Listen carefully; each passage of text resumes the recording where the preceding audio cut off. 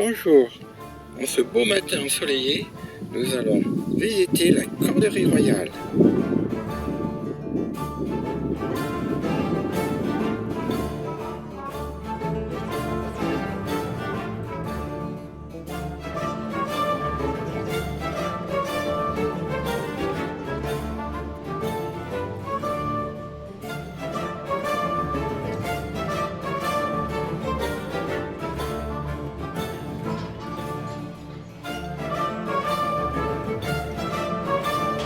Ensuite, le champ va passer au premier étage, au côté sud, entre les mains en fait de ouvriers artisans qu'on appelle des peigneurs, qui vont peigner le chanvre pour obtenir la fibre brute ultime.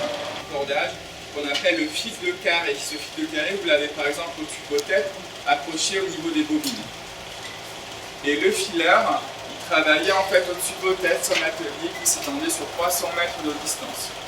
Il travaillait entre 9h à 10h par jour, du matin au soir, toute l'année. Donc un travail extrêmement pénible. Lorsque le tourneur va tourner la manivelle, en fait, le fil petit à petit va se former. La torsion va permettre en fait de créer son fil. Et donc le fileur de la main droite va alimenter son fil en chanvre, de la main gauche, il va pouvoir calibrer la tension et l'épaisseur de son fil pour avoir un fil homogène sur 300 mètres de long. Un bon maître fileur pouvait faire jusqu'à 20 fils par jour, ça équivaut à 6 km de marche.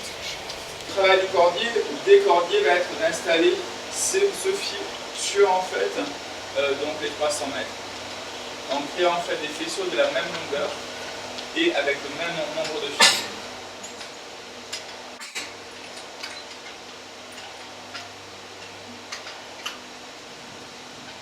Fil ici sur mes différents crochets. Donc vous avez le fil en fait que votre cordage va être épais. Sur ce cordage ici qui pèse 700 kg, c'est à peu près 660 fils qui ont été installés. Donc ça prend beaucoup plus de temps bien sûr pour faire les cordages composés tels que les câbles d'encre qui pesaient jusqu'à 3,5 tonnes. Pour continuer mon travail, je vais avoir besoin d'un outil en bois que j'ai entre les mains qui s'appelle un toupin. Et en fait, ce toupin va servir à guider le cordage lorsque je vais tourner la manivelle. Et à l'intérieur de ce toupin, donc, vous avez des cannelures, 4, ça correspond ici à mes 4 fils. J'utilisais autrefois bien sûr des toupins plus importants, donc ça dépendait du diamètre du cordage qu'il voulait obtenir à la fin. Les plus gros cordages peuvent aller jusqu'à 30 cm de diamètre. C'est le cas par exemple du voleur en fil de coco en fil de la salle. Celui-ci c'est 30 cm. Donc je vais commencer.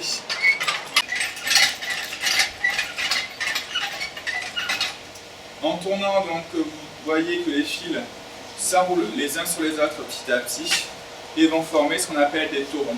Donc là, on va faire un cordage avec 4 taurons ici. Et pour continuer mon travail, je vais avoir besoin d'un assistant ou d'une assistante.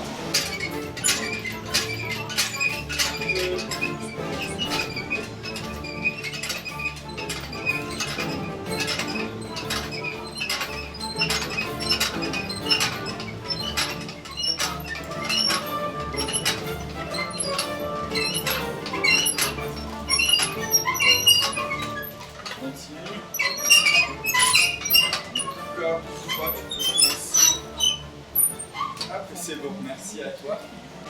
Alors ici, je n'ai pas encore tout à fait terminé le travail puisque pour éviter que les fils se défassent, je vais devoir faire une surliure.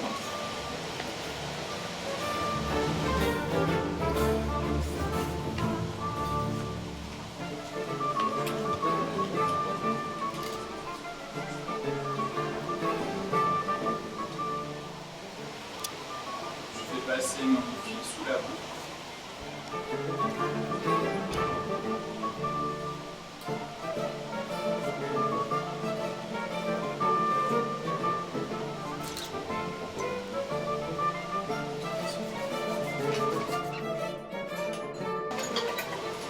Et normalement, ça ne se défend pas. Tiens, c'est bien.